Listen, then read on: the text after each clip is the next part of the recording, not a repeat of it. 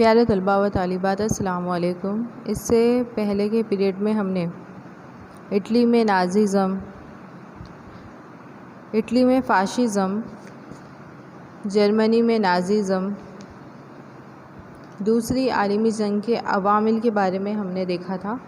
اب اس کے بعد آج دیکھیں گے دوسری عالمی جنگ کا خاکہ بیجا وشو یدھنو ماڑکھو۔ تو دوسری عالمی جنگ شروع ہونے سے دنیا دوبارہ سے دو گروہ میں بٹ گئی تھی۔ ایک طرف انگلینڈ اور فرانس کا گروپ تھا تو دوسری طرف جرمنی، اٹلی اور جاپان کا گروہ تھا۔ تو شروعات میں جاپان کامیابی حاصل کر رہا تھا جنگ میں۔ امریکہ اس جنگ میں شامل نہیں تھا، اس نے غیر جانبدارانہ پالیسی اپنائی تھی، نہ تو وہ دوست ملکوں کی طرف سے شامل تھا نہ تو دشمن کی طرف سے شامل تھا۔ لیکن جاپان نے ہوائی جزیرے پرل ہاربر میں واقع امریکہ کے ایک بحری بیڑے یعنی امریکہ کی ایک بحری جہاز پر حملہ کیا۔ نتیجے میں امریکہ بھی اس جنگ میں شامل ہو گیا۔ امریکہ دوست ملکوں کے ساتھ شامل ہو گیا، اس لیے دوست ملکوں کی طاقت میں اضافہ ہو گیا۔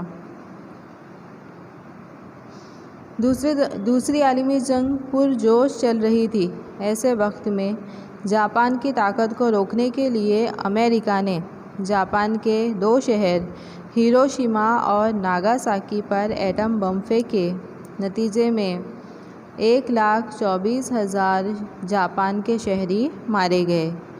اس کا نتیجہ یہ ہوا کہ جاپان نے 11 اگست 1945 کے روز دوست ملکوں کی پناہ قبول کی اور اس طرح دوسری عالمی جنگ کا خاتمہ ہوا۔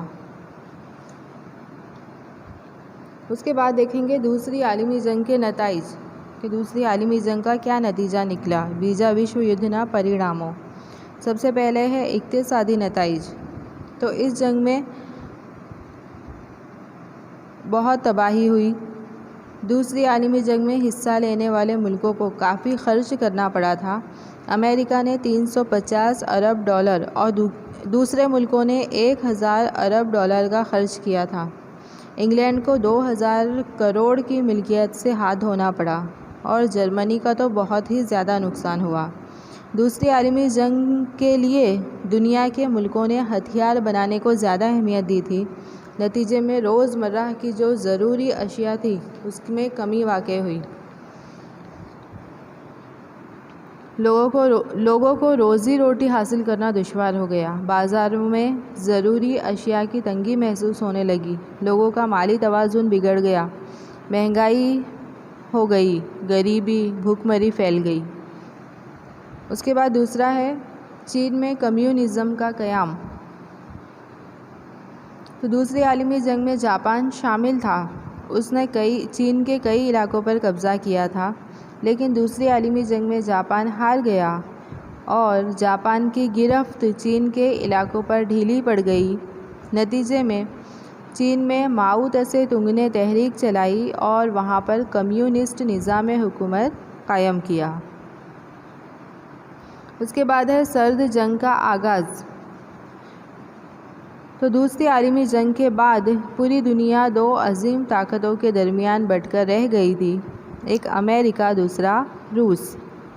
جنگ کے دوران امریکہ اور روس دونوں ایک دوسرے کے دوست تھے، لیکن جنگ کے بعد دونوں کے درمیان اختلافات بڑھتے گئے۔ اس طرح امریکہ اور روس ایک دوسرے کے مخالف کھڑے ہو گئے۔ یہ دونوں ملک پوری دنیا پر اپنا قبضہ کرنا چاہتے تھے، اپنا اقتدار پھیلانا چاہتے تھے، اور اقتدار حاصل کرنے کے لیے ان دونوں کے درمیان بہت ہی تنگ حالات پیدا ہوئے، کشیدگی والے حالات پیدا ہوئے۔ صرف ان کے درمیان جنگ ہونا ہی باقی تھی، یعنی کہ بنا ہتھیار کی جنگ ہوئی ان کے درمیان، جسے سرد جنگ کہا جاتا ہے، یا ایک سرد جنگ کا ماحول پیدا ہوا۔ یہاں تک کہ ایسا لگتا تھا کہ کبھی بھی تیسری عالمی جنگ ہو سکتی ہے۔ اس کے بعد دیکھیں گے اقوام متحدہ، سنیکت راشٹر سنگھ گجراتی میں کہیں گے۔ تو پہلی عالمی جنگ ختم ہونے کے بعد دنیا میں امن اور سکون قائم کرنے کے لیے راشٹر سنگھ قائم کیا گیا، لیکن راشٹر سنگھ ناکامیاب ہوا۔ نتیجے میں جب دوسری عالمی جنگ ہوئی تو دوسری عالمی جنگ ختم ہونے کے بعد دنیا میں ایک بار پھر سے امن، سکون اور سلامتی قائم کرنے کے مقصد سے 24 اکتوبر 1945 کے روز اقوام متحدہ قائم کیا گیا۔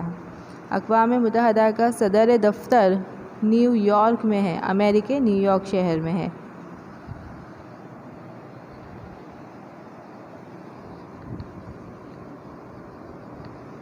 تو اقوام متحدہ کو قائم کرنے کے لیے امریکہ کے صدر روزویلٹ نے کافی کوششیں کی۔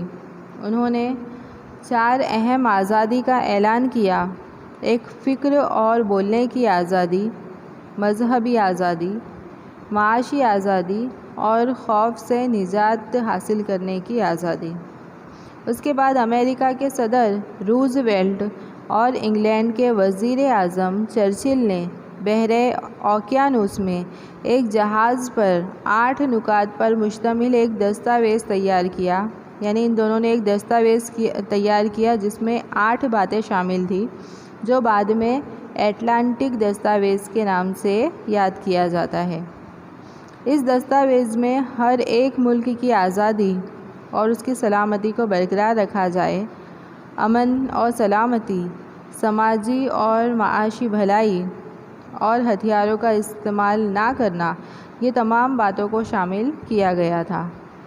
اس کے بعد انگلینڈ، امریکہ، روس اور چین کے وزیر خارجہ عالمی امن کے لیے یعنی دنیا کے سکون کے لیے ماسکو شہر میں ملاقاتیں کی، جسے ماسکو اعلان کے نام سے بھی پہچانا جاتا ہے۔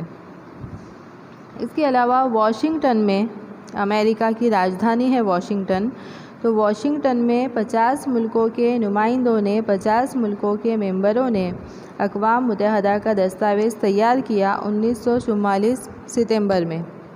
اس طرح 24 اکتوبر 1945 کے روز 51 ممبر ملکوں کے ذریعے اقوام متحدہ کو قائم کرنے کا اعلان کیا گیا، جس میں بھارت بھی شامل تھا۔ اس دن سے آج تک 24 اکتوبر کے دن کو یونائیٹڈ نیشن کے دن کے طور پر پوری دنیا میں منایا جاتا ہے، اور فی الحال اقوام متحدہ میں 193 ممبر ملک شامل ہیں۔ اس کے بعد ہے اقوام متحدہ کے شعبے۔ سنیکت راشٹر سنگھنا انگوں، اس کے کتنے حصے ہیں؟ تو اقوام متحدہ کے 6 شعبے ہیں۔ پہلا ہے مجلس عامہ، سلامتی کمیٹی، معاشی اور سماجی کمیٹی، حفاظتی کمیٹی، بین الاقوامی عدالت اور سچیوالیہ یعنی کہ دفتر۔ سب سے پہلے مجلس عامہ کے بارے میں دیکھیں گے۔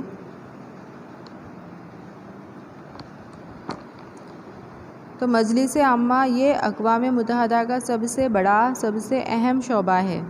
مجلس عامہ میں سبھی ملکوں کے ممبر شامل ہیں، سبھی ملک شامل ہیں۔ اس مجلس میں کوئی بھی ملک زیادہ سے زیادہ 5 ممبر بھیج سکتا ہے، لیکن اگر مجلس عامہ میں اگر ووٹنگ ہوتی ہے تو ان 5 میں سے صرف ایک کا ہی ووٹ گنا جاتا ہے۔ اب مجلس عامہ کیا کام کرتی ہے؟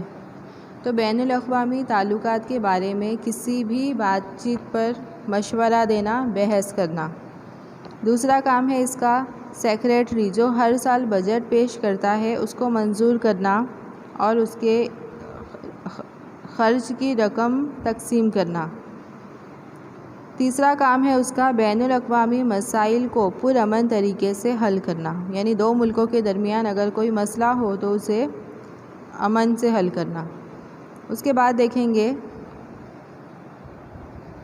سلامتی کمیٹی کے بارے میں۔ تو سلامتی کمیٹی یہ اقوام متحدہ کا سب سے اہم شعبہ ہے۔ اس کمیٹی میں امریکہ، انگلینڈ، فرانس، روس اور چین یہ 5 قائمی ممبر ہیں، یعنی یہ 5 ملکوں کو کوئی ہٹا نہیں سکتا یہاں سے۔ اس کمیٹی کو بین الاقوامی امن قائم کرنے کے لیے بے پناہ اقتدار دیا گیا ہے، یعنی پورا پاور دیا گیا ہے ان کو۔ اب یہ کمیٹی کیا کرتی ہے کہ دو ملکوں کے درمیان اگر کوئی مسئلہ ہو، کوئی جھگڑا ہو تو اسے پرامن طریقے سے حل کرتی ہے، یعنی شانتی سے حل کرتی ہے۔ کسی بھی بین الاقوامی معاملے میں فیصلہ لینے کے لیے 5 قائمی ممبر میں سے کسی ایک کا بھی ووٹ اگر مثبت نہیں ہے تو اس معاملے پر فیصلہ نہیں لے سکتی ہے سلامتی کمیٹی۔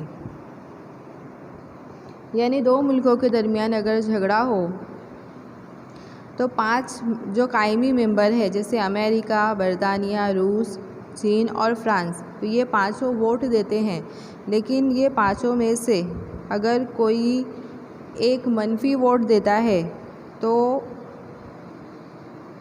فیصلہ نہیں لیا جا سکتا ہے، اس معاملے پر فیصلہ نہیں لے سکتی ہے سلامتی کمیٹی۔ تو اس پاور کو کہتے ہیں ویٹو پاور، یعنی ویٹو کا حق کہا جاتا ہے، اور روس نے سب سے زیادہ اس حق کا استعمال کیا جاتا ہے۔ یعنی سلامتی کمیٹی میں کوئی بھی فیصلہ لینے کے لیے 5 ممبر ملکوں کا مثبت ووٹ ہونا ضروری ہے۔ اب اس کے آگے کے پوائنٹ اگلے پیریڈ میں پڑھیں گے۔